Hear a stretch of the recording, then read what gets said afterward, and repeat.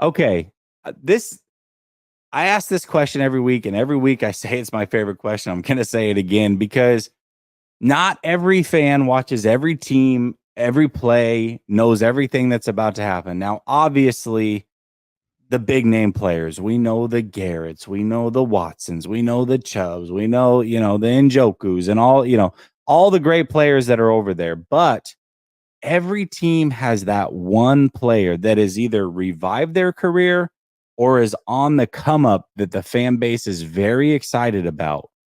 Who is that player for Cleveland? And they don't necessarily have to have an impact this week, but just going forward, who's that player that the Cleveland fan base or just you in particular are excited about that may not be as well known? Well, there's a couple guys, and it's a shame I can't say anybody on the offensive side of the football. Actually, I can. Jack Conklin went down. I'll give you two. Jack Conklin went down, and we had just given him an extension, which I thought it was a problem. You should have never given him that extension. I thought he was done last year, but I digress. Did he come in and get a fourth round pick, DeJuan Jones out of Ohio State? One of the biggest human beings I've ever seen in my life, and put it in perspective. Massive. I'm 6'5", like 320.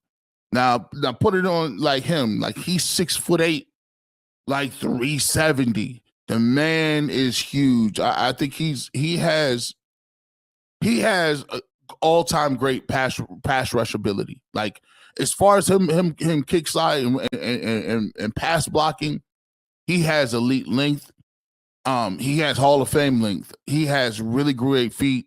And he has not allowed that many sacks. He's had a lot of some pressures, but under 5, he's just been a really good, solid dude over there. And I think for a guy that's been thrown into the mix over there, I think he's just marked himself as the new tackle. I think moving forward, they'll have to find something to do with Jack Conklin. I don't know if they're going to move him because Jedrick Wills is horrible. I can't repeat how bad Jedrick Wills is, and y'all going to eat a buffet against him coming up this weekend. But Juan Jones on the offensive side of football, I think he has some stuff to work on as far as his run blocking. I think that's a function of him just not quite knowing his assignments when it comes to the outside zone, inside zone stuff, and just communicating with the guards and knowing when to go to the next level and when to kind of, take the man or pass him off. And then on defense, this guy should have been a household name because I thought going back to when he came out of college out of LSU, Grant Delpit was going to be one of those guys.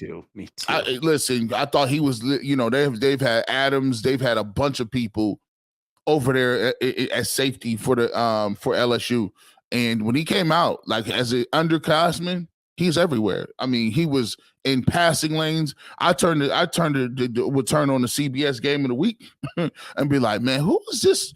This number 7, does he play corner or safety?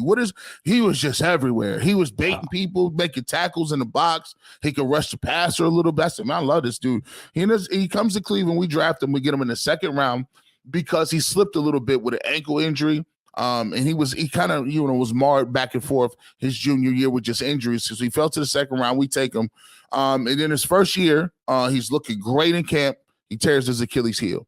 After he tears his Achilles heel, he came back, started the last couple of years under Joe Woods' defense, but I never thought Joe Woods used him correctly. I thought he always used him as a post guy. I thought you need to move him around, make sure he's in the box, and just make sure that he's a piece on the chessboard where he's impacted all different levels of the field. You switch over, you bring in Jim Schwartz, and he's been playing like a top 5 safety. He had a tough game the last game out against the Baltimore Ravens, but all of us did against that game. Like, they ran the ball a lot better than we thought we wanted them to let them run the football. But I'll tell you what, he's been lights out playing like a top 5 safety according to PFF. And he's just flashing all over the place. He looks like he's fully recovered. It's a contract year for him. So I think that is a little extra motivation, but he looks like he's really becoming an impact type player on the defense. And the defense, as you can see, we haven't had many bad words about the defense because they've been playing great this year. So Grant Delpit is a guy who, if you're watching, 22 for the Browns, he'll be around the football and you say, he's a good football player. Yeah, Delpit, I liked him a lot coming out of college.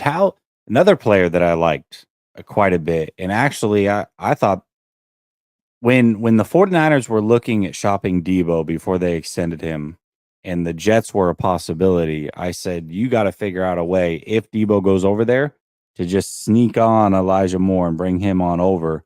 How's he been playing for Cleveland? I know the quarterback situation isn't the best, but he's showing some talent over there, right? You seen some flashes from him, or what do you think? Well, they told us coming into the season that this was going to be a breakout candidate. They said this offense was going to be different because of Elijah Moore. There was guys who the beat reporters who was at OTAs and at camp. Every time we have him on the show, have him on the radio show, they like, G. Bush, I'm telling you, Elijah Moore is out here looking crazy. Can't nobody guard him. Like they using him at all these different levels. And then we get to the season, and I'm like, where's this Elijah Moore playbook y'all was talking about? This ain't it. Like you do a couple of reversals with my man, and that's all you moving with. There's no creativity. Where's the mesh concepts? Where's the high-low concepts? Where's some of the different things that you could do off jet motion? And it's just the RPO game. It just hasn't been there.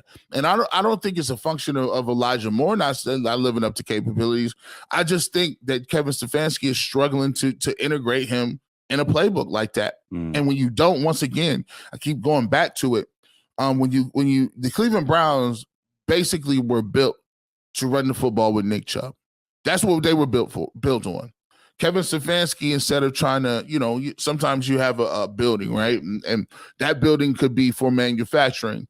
And you go, you said, but you know what? I wanted to be a department store, a grocery store, right? It's because it's in a good area.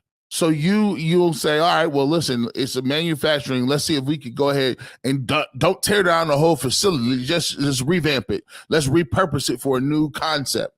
And sometimes during that process, when you're doing that, if you have things that are kind of messed up, maybe your ceiling or your plumbing, or you can't get a permit for certain things, it messes up the whole construction. We can't really do it. And I think that's what happened to the Cleveland Browns.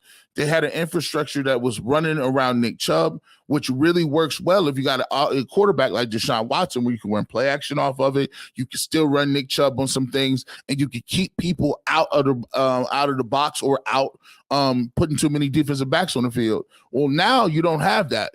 So now you're looking at it where, okay, well, now is it that much of an option if we say we're gonna bring Elijah Moore in jet motion? No, because I'll take away Elijah Moore and make guys like Jerome Ford or Kareem Hunt, who's diminished at this point, beat you, right? It works a lot better if you just plug in these guys. So you have Brock Purdy, right? If you bring Debo Samuel in jet motion, but you still have Christian McCaffrey that is available to run the zone, or you can run RPO and just throw it to Kittle, and you still have enough blockers like one of the best Trent Williams up front. What you gonna do? You can run, you can pass, you can throw the pop over the middle to Kittle, you can run deep play action, you can give the ball to Debo Samuel. All of it is viable because all of those guys can beat you. That's what the concept was supposed to be, but the infrastructure is not there for the Cleveland Browns to do the same things.